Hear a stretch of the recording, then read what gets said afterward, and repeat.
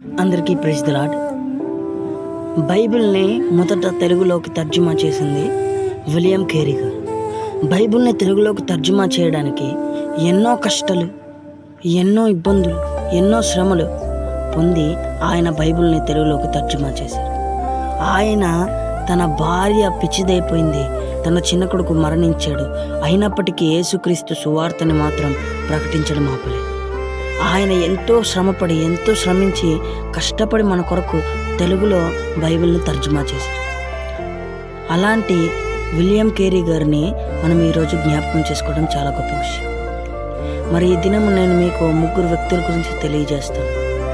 వాళ్ళు బైబిల్ చదివి వాళ్ళ జీవితాన్ని ఎలా మార్చుకున్నారు. మొదటి వ్యక్తి భక్త సింగ్ గారు రోమన్ క్యాథలిక్ మిషనరీస్లో చదువుకున్నారు. ఆయనకి యేసుక్రీస్తు ప్రభువారు అనే పేరు వింటేనే అస్సలు నచ్చదు. ఆయన చాలా బాగా చదువుకొని ఫస్ట్ ర్యాంక్ సంపాదించి రోమన్ క్యాథలిక్ మిషనరీస్ కాలేజీలో డిగ్రీ పొందుకుంటున్నప్పుడు భక్త సింగ్ గారికి రోమన్ క్యాథలిక్ మిషనరీస్ వాళ్ళు ఒక బైబిల్ని గిఫ్ట్గా ఇచ్చారు. అయితే ఆ బైబిల్ అట్టను చూసి అట్ట బాగుందని అట్ట లాగి అట్టని తన రూమ్లో అతికించుకుని బైబిల్ని డస్ట్బిన్లో పడేశారు. అయితే విదేశాలకు వెళ్ళి చదువుకుంటున్నప్పుడు ఎన్నో శ్రమలు పొందారు.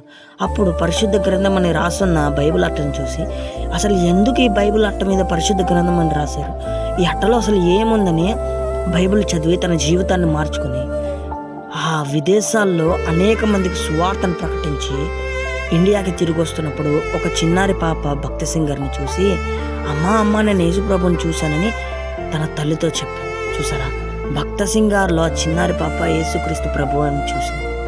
అలాంటి వ్యక్తి బైబిల్ని చదువుకొని తన జీవితాన్ని మార్చుకున్నాడు. రెండోదిగా ఏఆర్కే మూర్తి గారు. ఆయన ఒక బ్రాహ్మణ్. ఆయన నేను బైబిల్లో ఉన్న తప్పులను నిరూపిస్తాను అని బైబిల్ తెచ్చి బైబిల్ చదవడం మొదలుపెట్టాడు. బైబిల్ చదువుతూ తనలోని పాపాన్ని, తనలోని తప్పుల్ని తానే బయట పెట్టుకుని వాళ్ళ నాన్న దగ్గరికి వెళ్ళి, నాన్న యేసుక్రీస్తు ప్రభువారు చాలా గొప్పవారు, నేను యేసుక్రీస్తు ప్రభువారి సేవ చేస్తాను, నేను ఇక మీదట మీతో ఉండను, నేను యేసుక్రీస్తు ప్రభువారి సేవ చేయడానికి వెళ్ళిపోతానని చెప్పి వాళ్ళ నాన్నతో చెప్పి ఆయన బయలుదేరాడు. ఇప్పటికీ మనము ఆయన ప్రసంగాలను రేడియోస్లో వినగలం. ఆయన అంత గొప్ప ప్రసంగాలు చేశారు. ఆయన ప్రసంగాలు వింటుంటే ఎంతో మార్పు వస్తుంది మన జీవితంలో. చూసారా, బైబిల్ చదివిన ఒక బ్రాహ్మణ్ణి తనలోని తప్పులను తను బయట పెట్టుకున్నాడు. మూడోదిగా సాధు సుందర్ సింగ్ గారు తన యవ్వన కాలంలో యేసుక్రీస్తు ప్రభువారిని బైబిల్ చదివి అంగీకరించారు. బైబిల్ చదివి అంగీకరించిన సాధు సుందర్ సింగ్ గారు తన యవ్వన కాలంలో వాళ్ళ తండ్రి దగ్గరికి వెళ్ళి, నాన్న నాకు యేసుక్రీస్తు ప్రభువారు సేవ చేస్తానని చెప్పినప్పుడు, యేసుక్రీస్తు ప్రభువారు సేవ ఎందుకు చేస్తావు, అన్యమత సేవ నువ్వు చేసేదా, అన్య దేవుని సేవ నువ్వు చేస్తావని సాధు సుందర్ సింగ్ వాళ్ళ నాన్న చెప్పారు. మరి సాధు సుందర్ సింగ్ వాళ్ళ నాన్న ఏమన్నాడంటే, నువ్వు గనక యేసుక్రీస్తు ప్రభువారి సేవ చేస్తానంటే నా ఆస్తిలో చిల్లి గవ్వ కూడా నీకు ఇవ్వను అని చెప్పినప్పుడు, నాన్న నేను నీకు సర్ప్రైజ్ ఇవ్వనంటే ఏంటంటే, నువ్వు ఈ ప్రపంచంలో ఉన్న ఆస్తి మొత్తం తీసుకొని వచ్చి ఒక దగ్గర పోయి ఇంకో పక్కన నా యేసుక్రీస్తు ప్రభువాని ఉంచు, కళ్ళు మూసుకునే చెప్తాను నాకు యేసుక్రీస్తు ప్రభువారే కావాలని, ఎందుకంటే నా దేవుడిని నేను దేంతో సమానం చేయగలను, ఎందుకంటే నా యేసుక్రీస్తు ప్రభువారే నాకు గొప్ప అని చెప్పాడు. చూసారు, బైబిల్ చదివినప్పుడు మనలోని పాపాలు మనకు తెలుస్తుంది. బైబిల్ ఈ దినము చదవడానికి మనకు టైం, ఈ దినము మనకు బైబిల్ పట్టుకుని చర్చికి వెళ్ళేంత సమయం లేదు.